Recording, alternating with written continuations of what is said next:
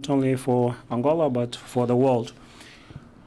Yesterday we saw various intervention yesterday, and also the intervention of and also the minister about what the Angola is doing in a spatial area.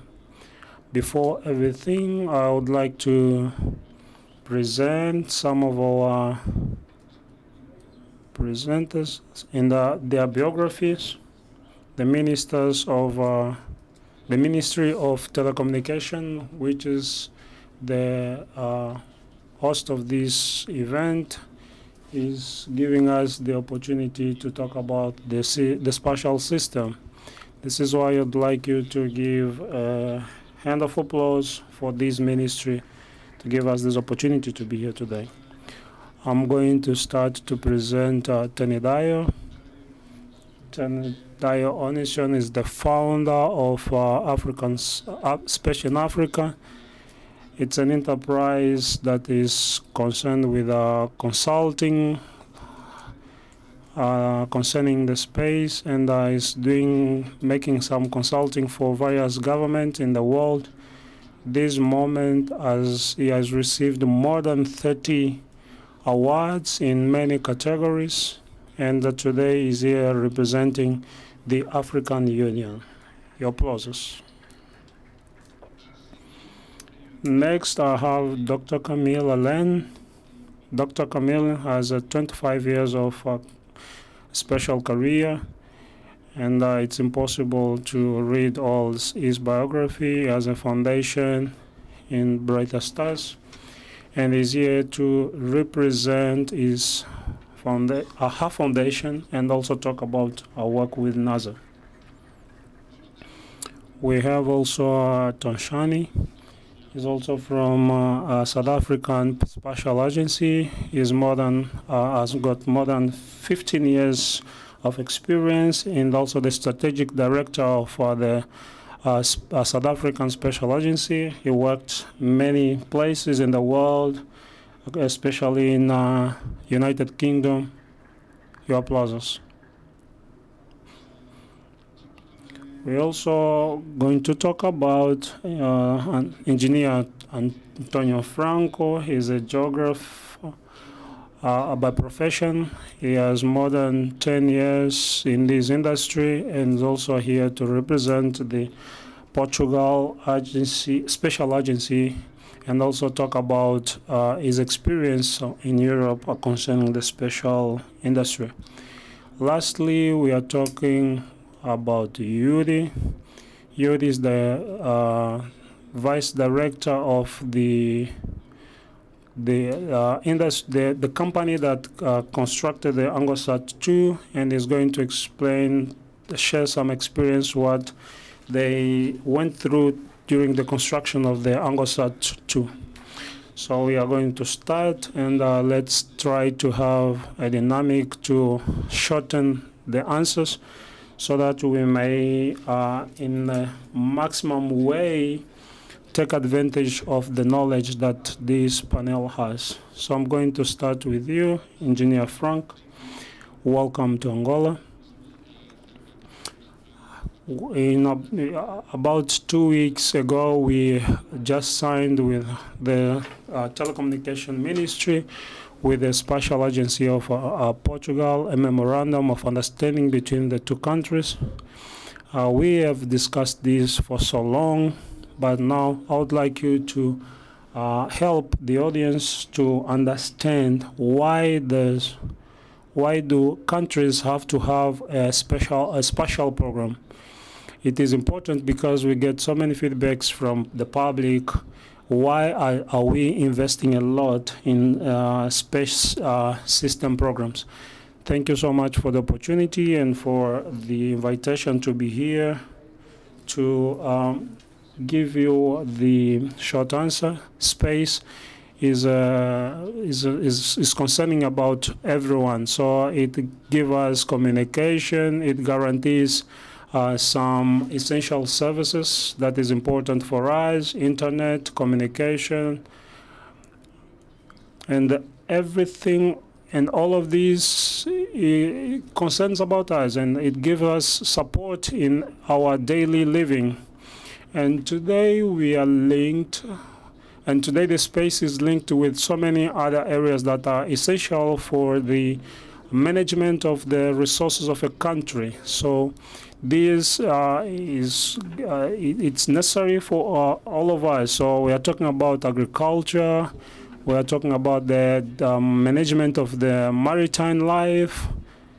So all these areas, they can be can get a guaranteed get some benefits from the management of the space. So we can, in a certain way, get we can get help in the moment, in the ways of taking decisions in what we have to do with these resources. So when we have information about the space, we have more easy ways to take decisions about what we have to manage. So we need to have a special system that is going to, in a certain way, give orientation to the efforts of the government. So this is why the government should, in a certain way, consider that it's important for the next challenges that we have. So I believe I gave the short answers. And you have touched in one thing that I would like to, in a certain way, talk to Tenedai, the importance for us to have information for decision making. And I resume what you just presented, that the special technology is important, is important for this aspect. I would like to send to you, Tenedai, today the spatial industry, or we call the spatial industry economy, is about $4 million. Angola is doing all the effort, but we are suspected to talk about this. We would like to understand, as the representative of the African Union, how do you see the importance of the spatial technology to help governments in decision making, and what is your global expectations in the African context in this spatial context? Thank you very much, Dr. Zulana. I want to clarify that while representing the African Union Commission on this panel, I do not speak for the African Union Commission. I speak as a consultant to the African Union Commission. Okay. So don't take my word as... Okay, so talking about why Angola should have a space program, I will talk on five points. I will start with a big gun, money. The global space industry is on a trajectory to be worth over $1 trillion in the next decade. So it provides a lot of economic value, and this is a solid reason why a lot of countries invest in national space program. Because beyond countries that even engage in the segment of the industry that bring revenue, others are able to support companies, local companies that can connect to the global value chain, provide jobs for people, and also bring some revenue down to the country. So the financial incentive and the economic reason is very solid. And we can see that in Angola already with the investments in AngoSat-2. The second is research and development. We can't exactly put a number on this, but space technologies provide avenue for solid research and development, technology development and demonstration. We're seeing this in a lot of African countries already. The third is also, developing your own national space program in a way could help to reduce dependencies on foreign technologies. I understand that, for example, for Nigeria and Angola, one of the reasons for investing in a national satellite communication infrastructure is to reduce how much of broadband and SATCOM data you actually buy from third parties. So this is also another reason.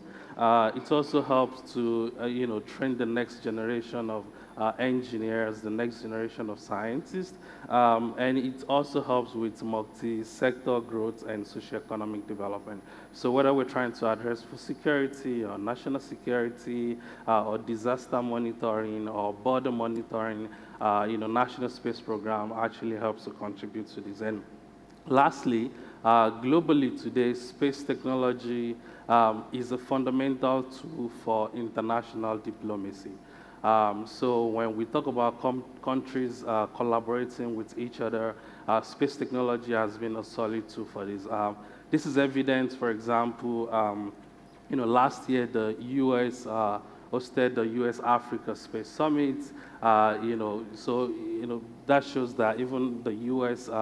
Has been able to identify that if they want to work with Africa, space technology is actually a very good tool for this. And another example is, Russia also hosted the International Parliamentary Conference last year with Africa. And in President Putin's speech, one of the critical examples that he gave us how Russia is collaborating with Africa was the Angotic 2 project. So space technology is a critical tool for international collaborations and diplomacy. Thank you. Thank you, Temidayo. So you set the pace, Temidayo, você conseguiu agora. Temidayo, you have now created a platform where we are going to now talk about two main things. Dr. Camille, I would like you to get ready. Diplomacy, how do you see in Africa, based on your experience with the NASA, for all 25 years of work that you've been doing? But while you processing, eu vou ir no Toshane. We'll ask Toshane. Toshane, Temidayo, the various things that he said about economy, the importance of the special economy, and he has given very good examples on how we can use the space technology. I noticed that the story of the space industry. He said that for us to develop the spatial industry, and South Africa is leading this in African continent. I would like you to talk about this in the same perspective about the importance of these special programs and how does this special technology represent in South Africa.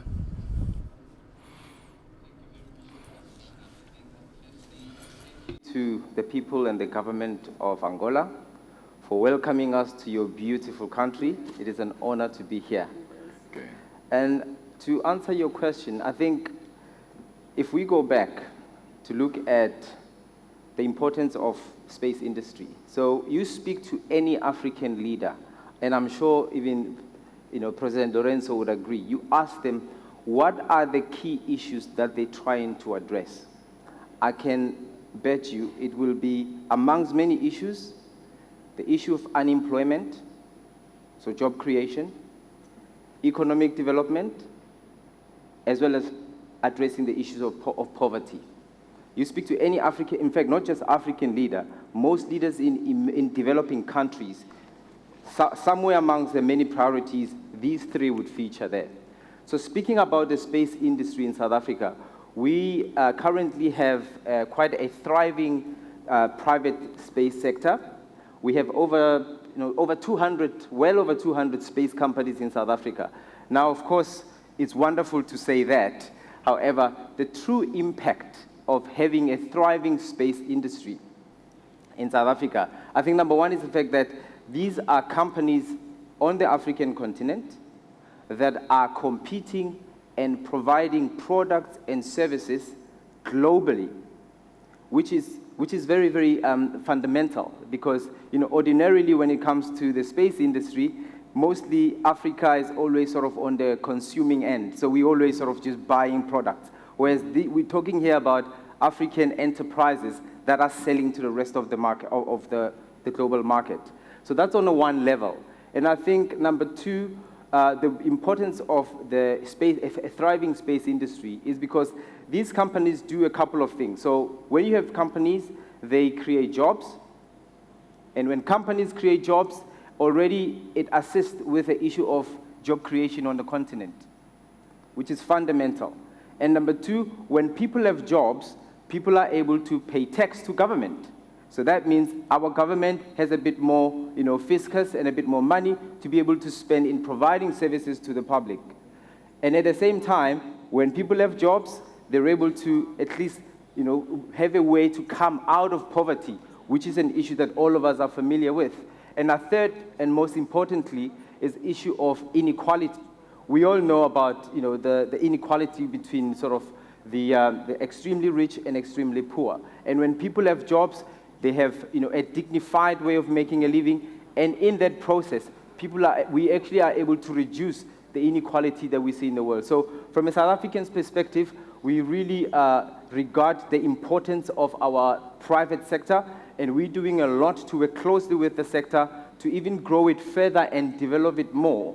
And lastly is the fact that we also recognize that as much as there's a success story to be told about the private space sector in South Africa, the same ought to be replicated to the rest of the continent. So there's work being done in the background to see how we could really replicate and leverage what we have been successful in doing in South Africa and see that success really go beyond South African borders into the rest of the continent.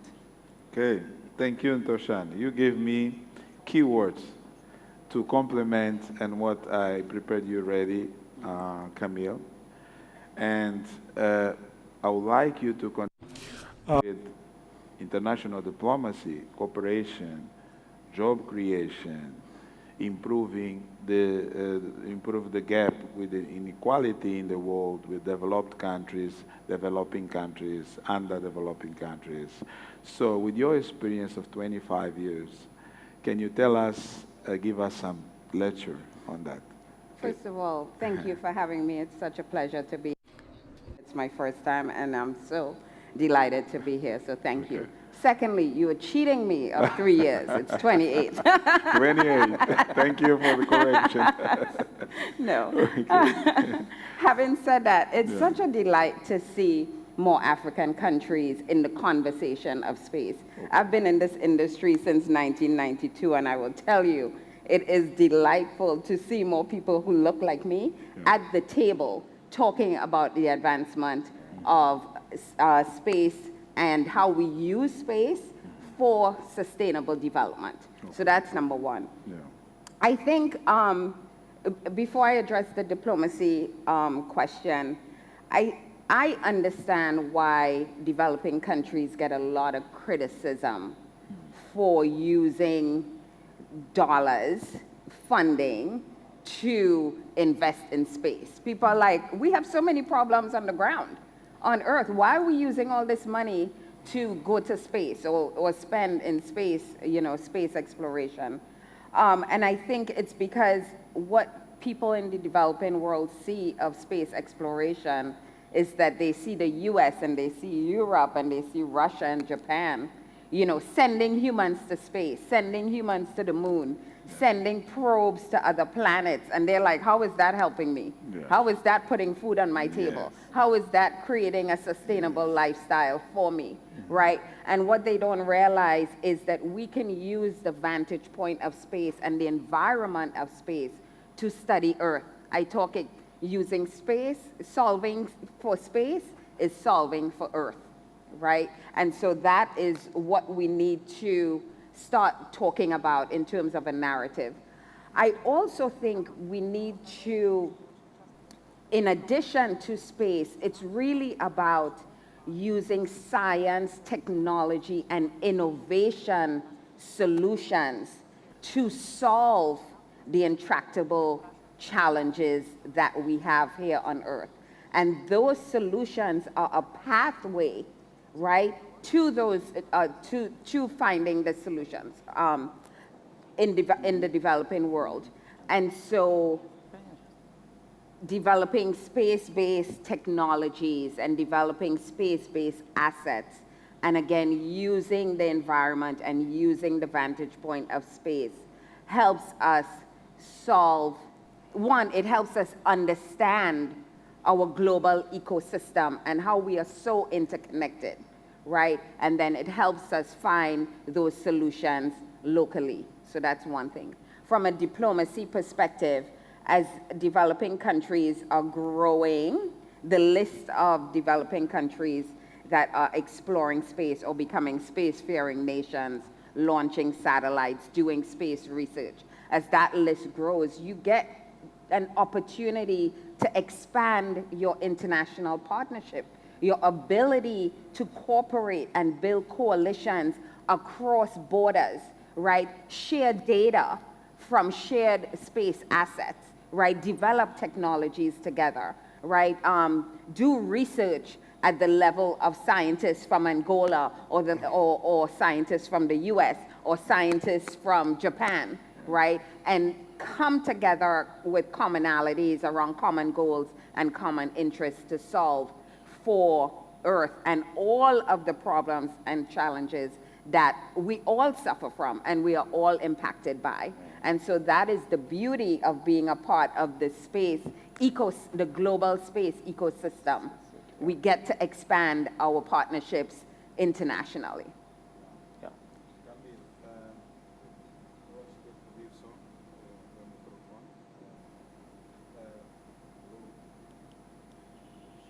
Your mic.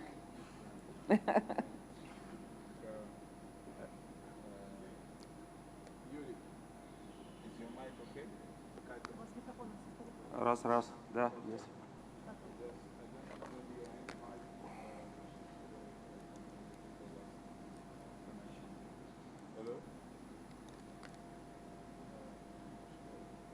What's going on? He's coming.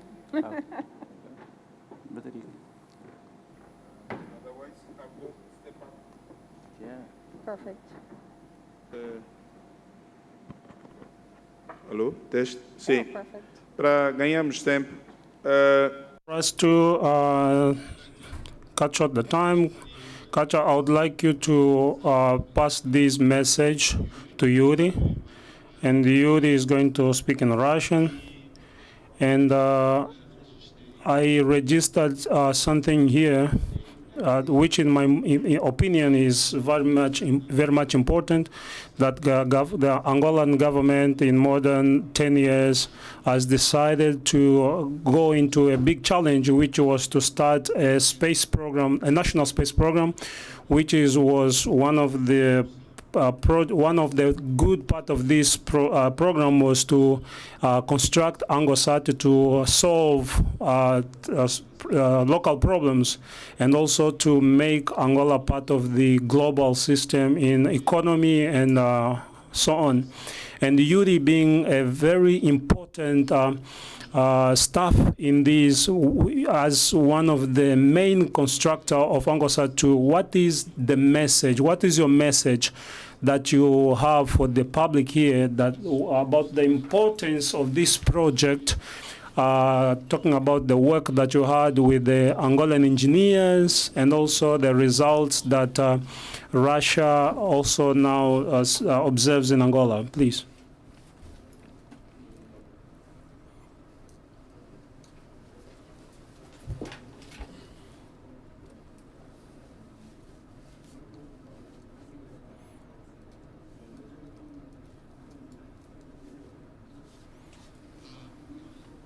Спасибо за приглашение участвовать в этой конференции.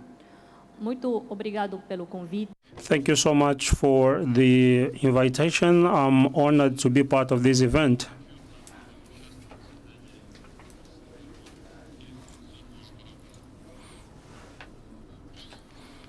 For our company, it was a great honor to be part of the construction of the first national satellite of Angola. For us, this project had two particular aspects.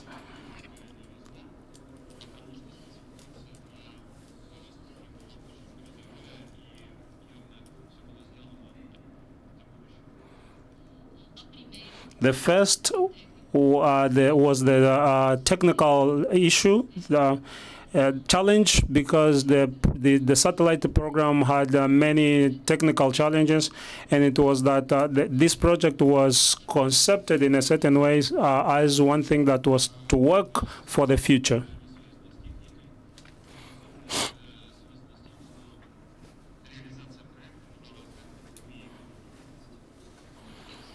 And the second challenge, which was not, that doesn't do anything about the technical issue, it was the project was realized in the middle of the pandemic.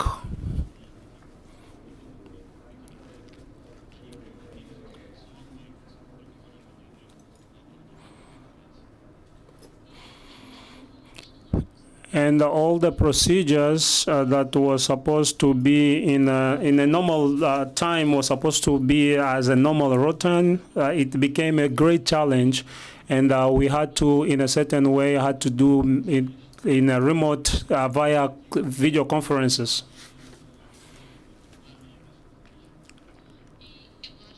And I think that the result of those conditions was it was because of the high level of trust that was created between us as the constructing companies and our client.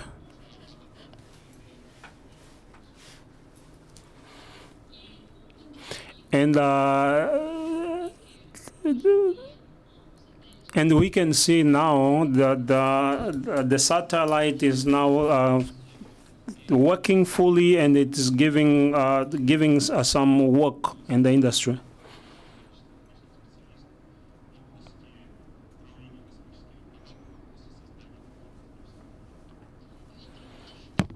And another aspect which is important in this collaboration is that together we have prepared many staff that are highly qualified in the construction and maintenance of satellites.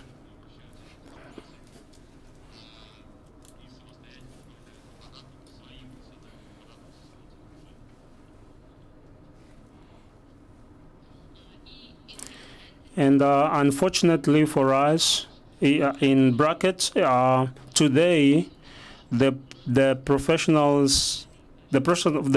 staffs in Angola, they are asking less and less help from us because they are more capable of working on the maintenance of their satellite.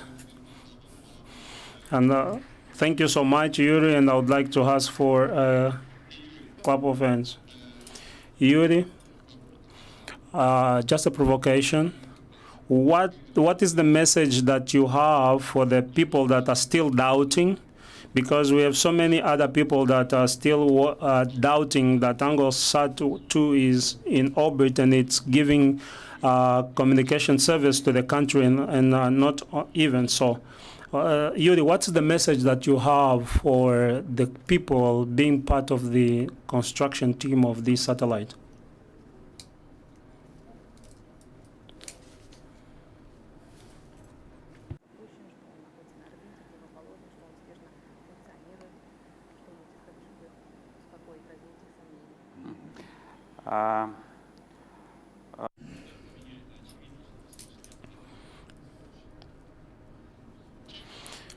For me, it's obvious that the satellite was well constructed and well launched.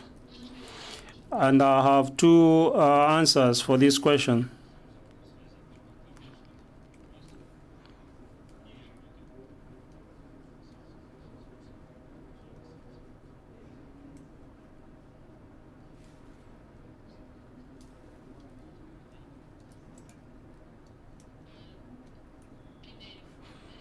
The first answer is a formal one.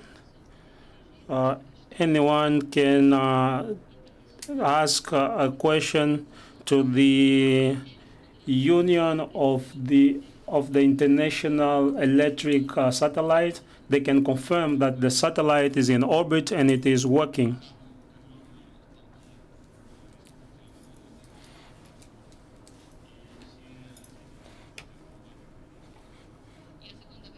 And the second is that when internet will reach to the remote area of Angolan Republic, all the citizens will be sure and know that the satellite exists and it's working for the betterment of the country.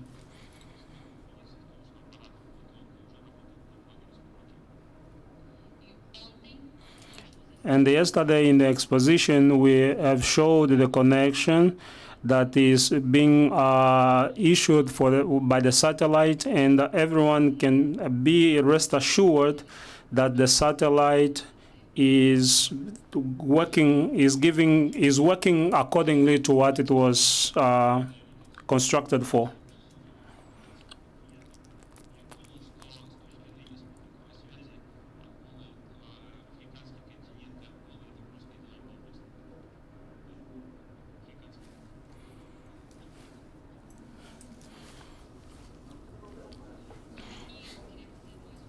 And I would like to make another comment.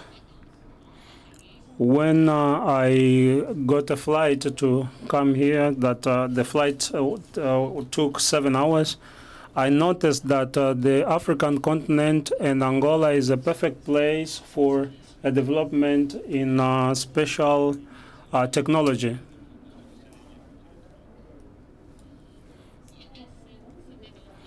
This is due to the fact that the distribution of the population in the area, in the continent area, is not homogeneous.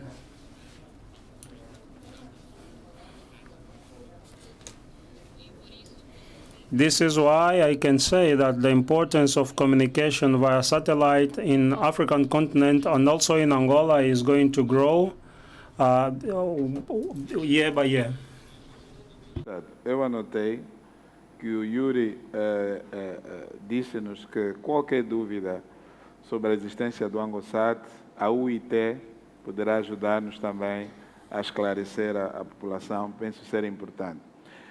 Temidai, eu vou passar... To clarify. So now I will give you the word so that we can give the second part of our panel. But it's mostly regarded to how technology, how the spatial technology and your industry solve the problem in the society. Toshani has just said it quite well, and this morning we say we can even ask to any politician or any government. They know that they want solutions to solve like poverty, unemployment, and so forth. Tenidai. If we started speaking, giving recommendation right now and suggestion for Angola on how to use the spatial technology mostly to answer these problems, what should be your recommendations and suggestions? So generally, if you look at most of the problems that African countries face, including Angola, you realize that majority of the problems can actually be, addressed with spatial data. So the issue is how you're able to capitalize on those data to address those problems.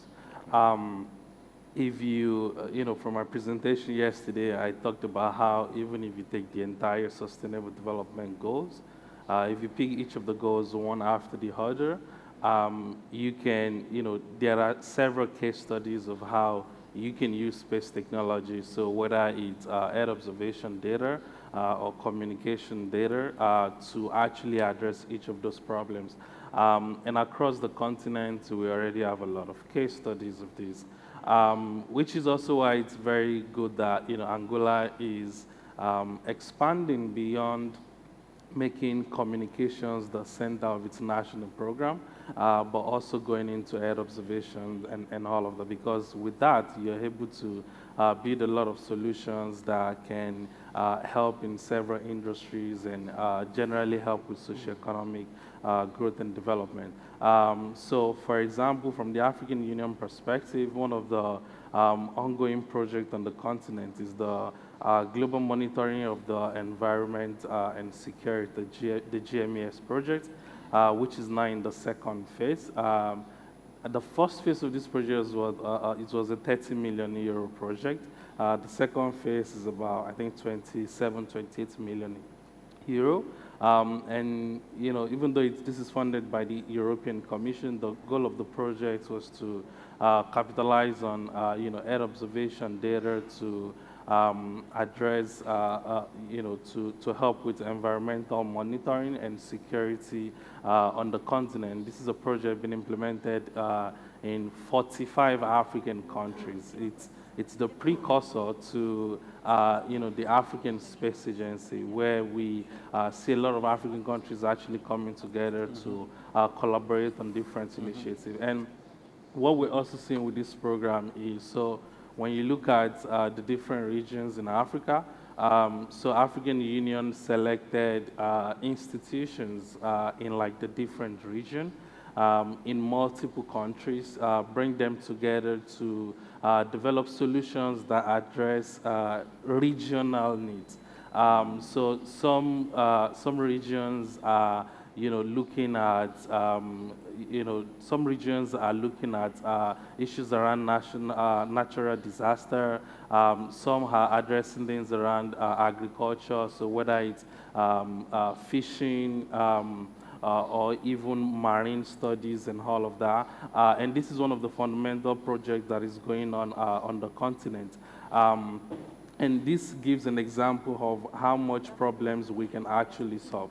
And if you take Angola, for example, I'm also aware there's a lot of projects going on around drought monitoring, in collaboration with the MIT. Like last week, the GMES consortia also had a meeting in Angola. And so this shows what is going on in Africa. Even though a lot of the countries, the problems are similar, when these countries come together, they're able to build the same solutions to address the same fundamental challenges. And personally, I hope that in the next couple of years, one of the areas that I hope would actually grow in the Angolan, space program is, being able to equip people to build solutions around Earth observation to address, a lot of the fundamental challenges that the country is facing. Ok, Temidayo. Muito obrigado, porque traz aqui aspecto. Thank you very much. You have brought a very good item. If there is a need on the space sector, what our colleagues has mentioned, just in case of GS has been spending over 30 millions of euros in supporting the Angolan countries. I'll start with Engineer Franco. What Portugal, Europe, according to what you know, has been doing in order to support the African countries, such as Angola, with investments? Most of the time, not only with finance resources, technologies such as the Copernicus. We will now start with Copernicus, is a European Union project. I'd like you to give an insight, a recommendation with this issue. So it is really very important topic. Exchanging information, exchanging knowledge. I believe this is our main asset. Europe and obviously Portugal, taking the advantage of what we know to convey this knowledge, and we do it through projects, technical support, capacity building. I believe it is important to understand this issue on the space sector has not only to do with the scientists, but those people that are assigned to work directly with space. We are talking about technicians from all over areas, such as the agriculture. So a farmer does not need to know about space. So the agriculture or farmer needs just to understand about the product, the added value, information coming from the expert. Then take this product and to know what to do. If I do have a map of all information, and I don't know how to read this map, I will not take advantage with special technologies. In my opinions, when it is important, start training from all levels, for example, the satellite operators, because that's the one that define the satellite characteristics, what data that we should take, this, how we could transform these data, then the final user should also have this training. So exchanging information, this workflow on how to work with the technology, it's really essential. And I'd like just to call the attention of the organizers. We start later. As Vanya has mentioned, we will have at 10 o'clock a launching sessions. With your permission, we'd like to ask you please for more 15 minutes. Camille, Engineer Franco has mentioned the issue of the importance of a special literacy. It is not only having products, services, technologies, engineers, rocket science. So in our experience from GGPN, after 10 years, people that has been working with us, they are still saying, only today we are understanding what you have been saying. How could you advise us, the ministry that lead the policies of the national space strategies, in order to tackle the space literacy in Angola in all levels? Well, the audience can see what we're looking at here. Yes. But these are the students, Angolan students, who are about to launch their CANSATs, right, from a helicopter. There are 10 teams, right? Yeah. That is the pipeline you are building of science literate population, right? Investment in science and technology and innovation is your pipeline to development, right? And these young people are going to become your next generation of space engineers, of researchers, of innovators, right? Moving away from just being consumers and moving towards being inventors and innovators, which we know is not just about space. It's about all industries. It's about solving the challenging problems, the intractable challenges that we are dealing with on the ground, right? And so we have a perfect example here of, you know, how you can develop investment in your next generation, right? And in education, it's so important. It's not, so I'm from a developing country too. I was born in Trinidad and Tobago in the Caribbean. And I know growing up, the way I learned, we were taught to memorize facts. But memorizing facts do not help you with thinking critically and solving problems. And so it's looking at education and structuring educational systems, right, that allow our students to learn how to think critically, to take problems and think through how we can solve it in a very disciplined manner, right? And also to be able to solve those problems and apply that to the challenges we face. And so we have to look as leaders in your country, looking at the core foundation of education as one of those cornerstones to continued and sustainable development. Ok, Camille, eu já volto com uma outra pergunta, mais virado com... Come back to you with another question. How US has been supporting African country. While you be preparing these answers, I will ask to Dr. Kaitan. Dr. Camila, he said that education is key. Taking what our colleague says regarding the Sustainable Development Goals or SDGs, on the SDG number 4 recommends to have education of quality, and many scientists and other players, they have been saying that it will be fundamental in order the world to achieve the goals of 2030. Dr. Chan, what is the experience of South Africa regarding education, mainly those that has to do with the space sector?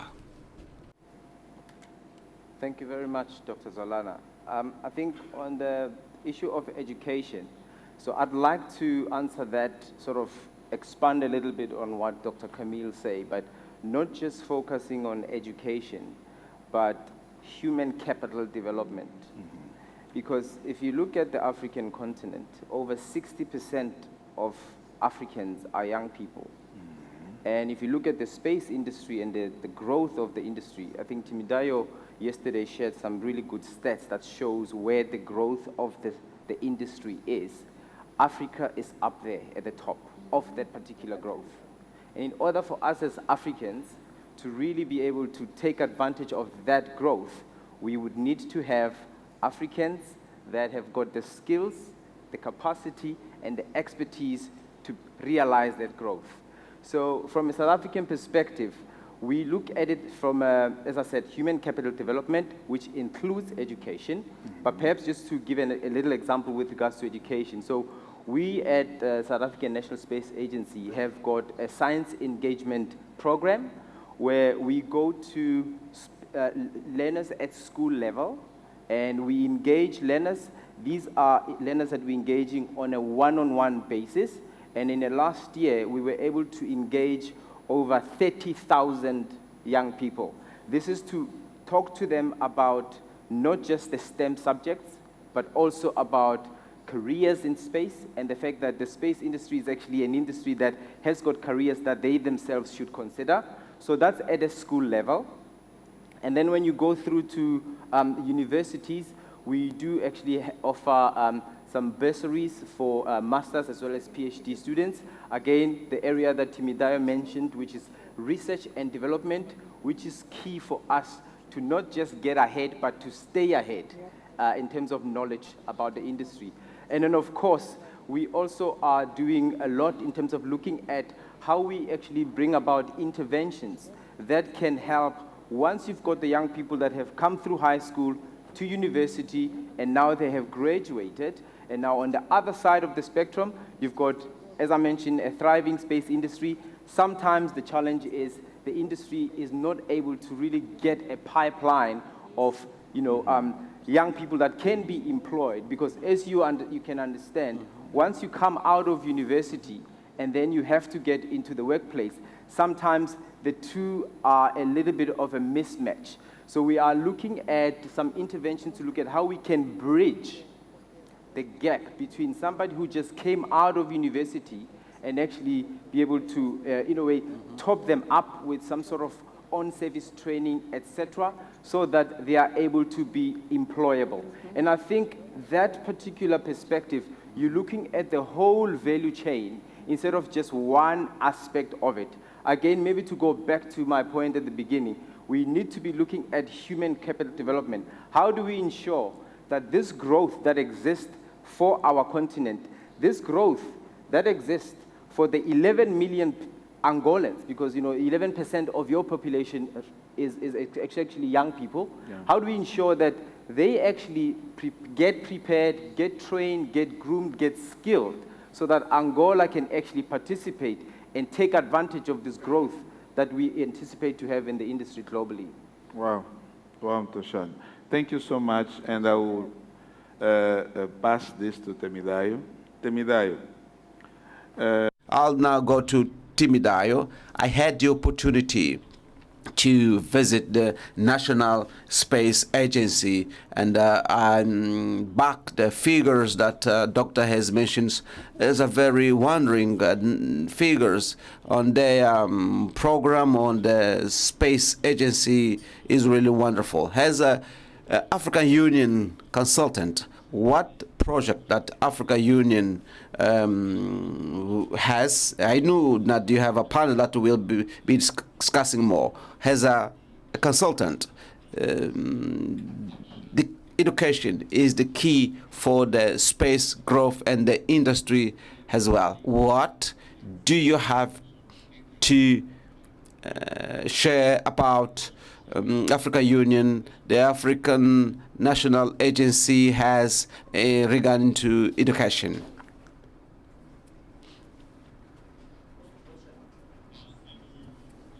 Zolana.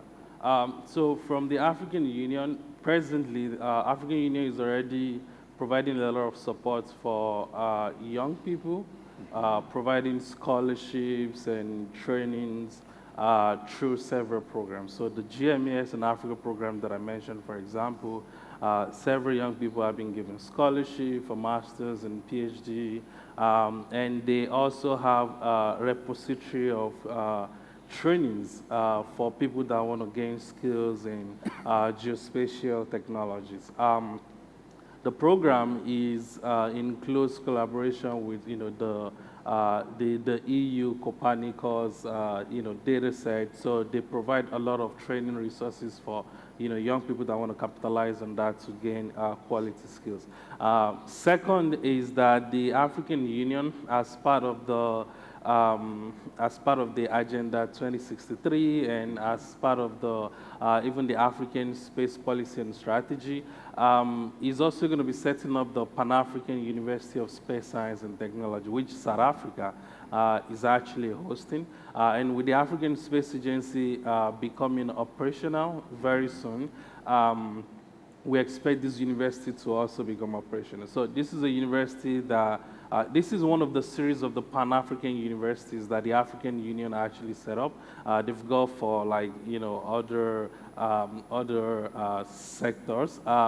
But this one, the goal is for the African Union to provide training resources, and also, raise a new generation of, young engineers and scientists on the African continent. So we'll be seeing students from, across Africa, going to South Africa, to actually study space-related courses. Yeah.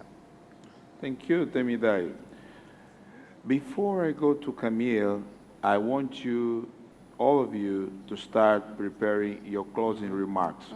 1 to 2 minutes. Recommendations not for me, to the Secretary of State, the Ministry, and the audience for what we have discussed here. Eu vou começar. I'll start, Camille, asking you in perspective to go on space. It is very expensive, intensive capital. For example, NASA has a budget of $26 billion. Russia has of $10 billion. And I can't tell you our budget, otherwise our state secretary will kill me. I'd like you, Camilla, please, you could possibly tell us. We do have an initiative with MIT, and NASA has been supporting what the U.S. has to offer. NASA, your foundation, to support the investment of a national space agency of Angola. So I'm not a policy wonk, Yes. and I'm not a foreign policy wonk either. So I can't talk about the relationship of U.S. investment in Africa. That's not my thing. But what I could talk about is the opportunities to collaborate, right, at the level of space and science research, which is what I said in the beginning. So we have the International Space Station, right, a science laboratory in space. We're using the environment of space, or the microgravity environment, to do research, right, for the benefit of improving the quality of lives here on Earth. In 23 years, we've had over 4,000 scientists from across the globe doing experiments and investigations in space, in the areas of biology and biotechnology, in the areas of physical sciences, studying water, studying how fluids behave, because that gives us an insight into processes here underground, studying how the human body adapts to space because we understand things like osteoporosis better or diseases that we are plagued with better, right? And so there are opportunities there for African countries and the scientists and researchers in African countries, in Angola, to get involved in that type of research, to collaborate with other scientists from across the world, right, in the areas of science and space research for the benefit of Earth. We also use the platform, it's 400 kilometers above Earth, to study Earth, right? The Earth systems, the weather patterns, climate change.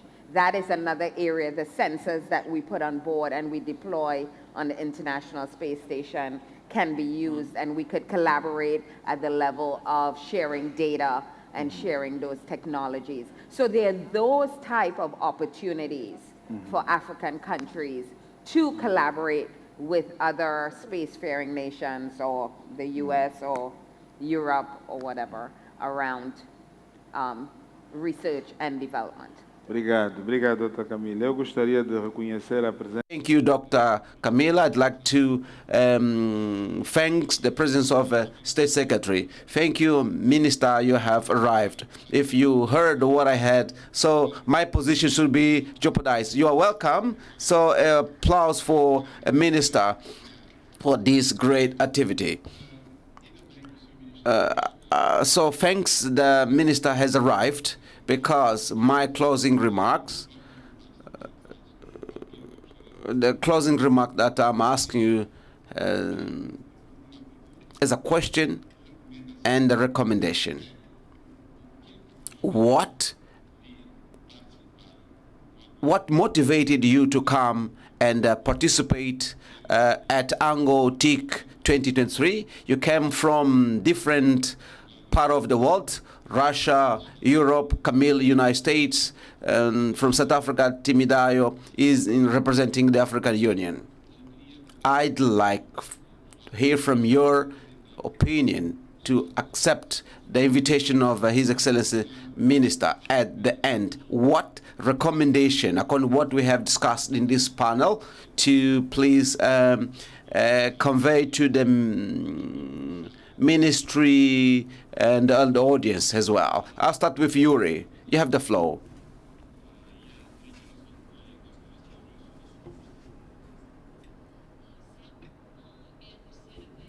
So, as you know, this is my third time coming to Angola. For me, coming to Angola is a great pleasure.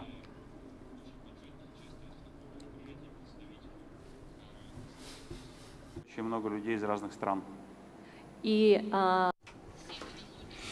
And I feel very honored to be partaking in this event that has united many country representatives.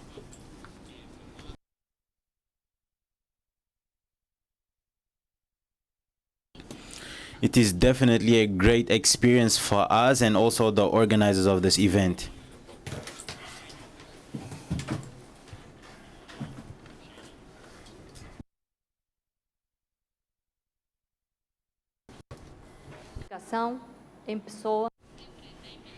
In-personal communication is always better than speaking through conferencing tools.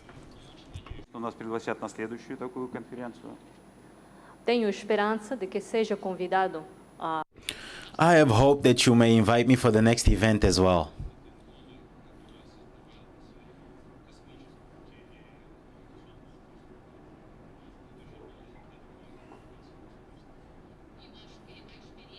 I think that the experience that Angola had.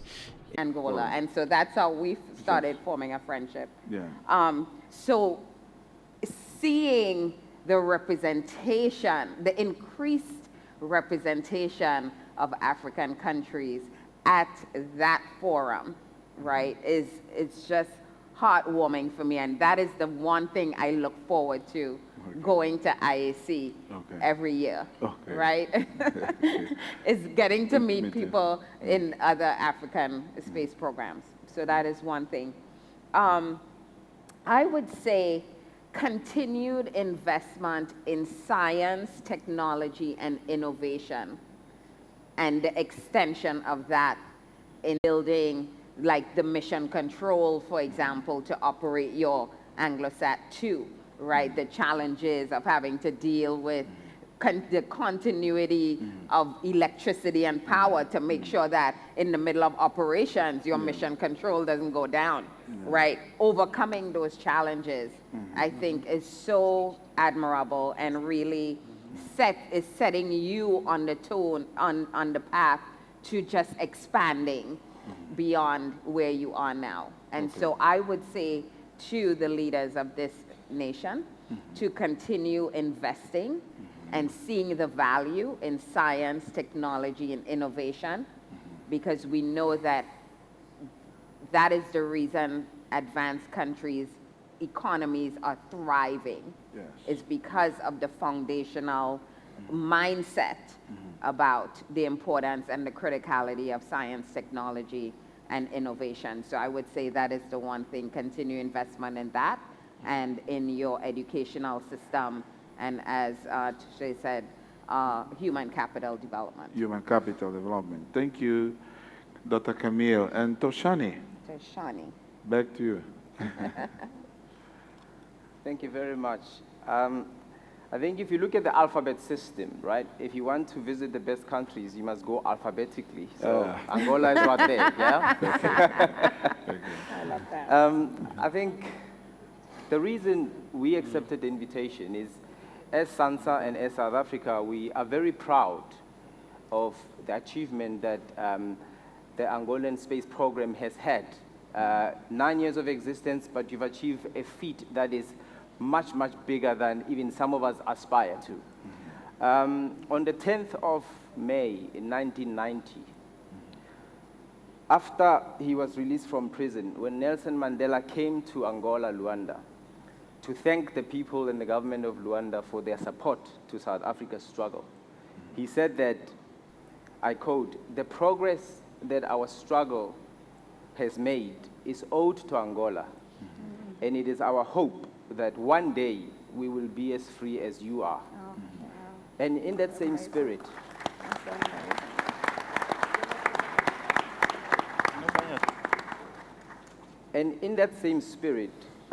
we've got a success story to tell in South Africa regarding space. However, we do look at Angola, and like Mandela said, we really are hoping that we ourselves as South Africa, in a few years, will be able to launch a telecommunication satellite just like yourselves. Okay. So, and as a recommendation from our side is, you know, your strength as a country really lies in your partnerships. And not only are we very good neighbors, but there is a lot of expertise, a lot of knowledge right here on the African continent. Yes, it exists internationally as well, but we need to work much more closely together. Because as I said, part of us being here in Angola is to have conversations with yourself and your team with regards to Angosat 2, lessons learned, and what are some of the things, the challenges that you experience, and how could we actually circumvent those as South Africa when we work on our SATCOM as well. So we're saying, look, let's work mostly together. As Camille said to the Angolan government, please do, Secretary of State, please do make sure you give GGPN more money. And the government support, the government buy-in into the space program's vision is very, very important. And I think tied to that is collaboration, not just at an agency-to-agency level, but also at a government level. Because ultimately, we have our space programs to address the needs and to better the lives of our people on the ground. Thank you. Thank you, Toshan. Thank you. So, Temigdayo, you as the consultant for the African Union have been doing a lot in the continent. So, what are your closing remarks? Thank you very much, Dr. Zolana.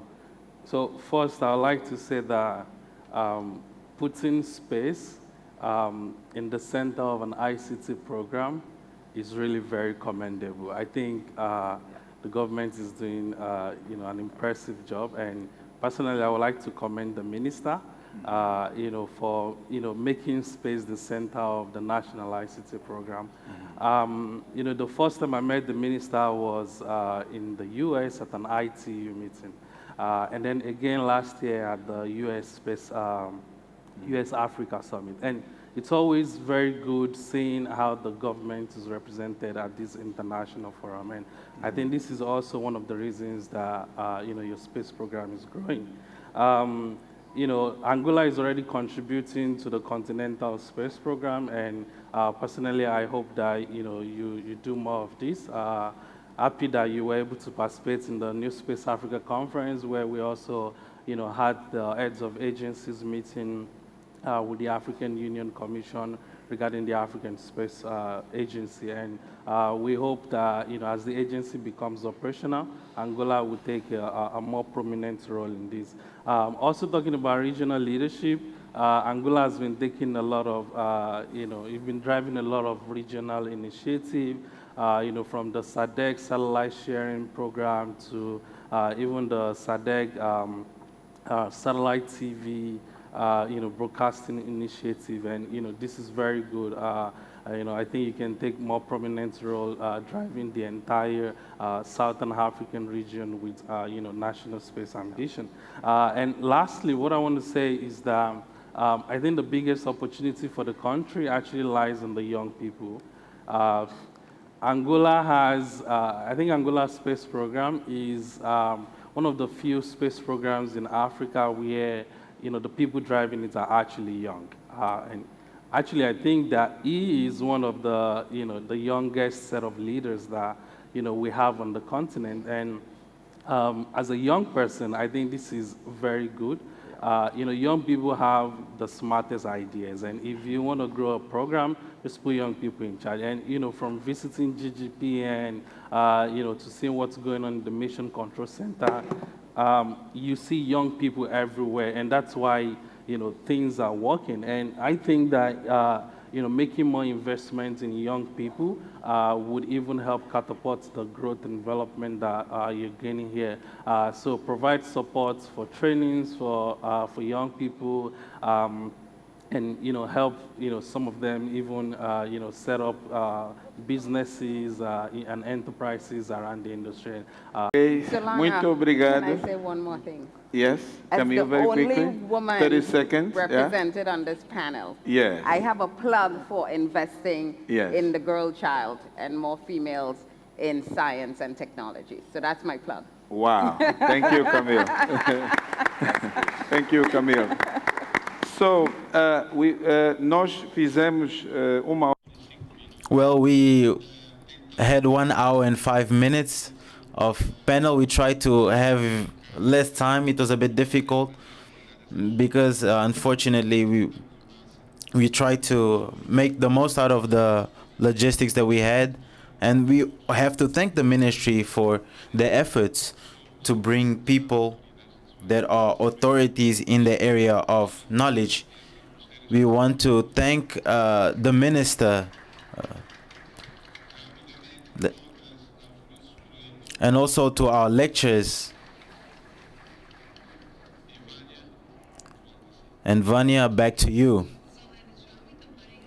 Thank you, Dr. Zolana João, and also our guests. A round of applause for all this team that's been here on the panel. Thank you so much. I would also like to take this moment to greet the Minister of Telecommunications, Information and Social Communication Technologies. Good morning and welcome. You're invited to take a seat because we are going to look at the launch of 10 small satellites. Is happening in Cabo Ledo with the Spatial Force, and it's happening by the students for the GGPN course.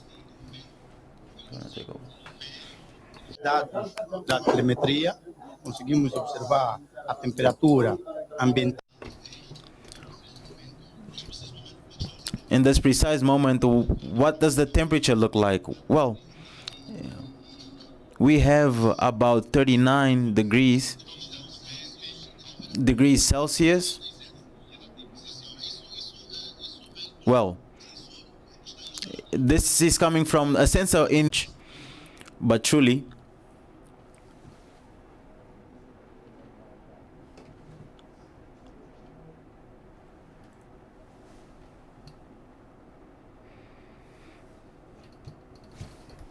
Posso já pegar.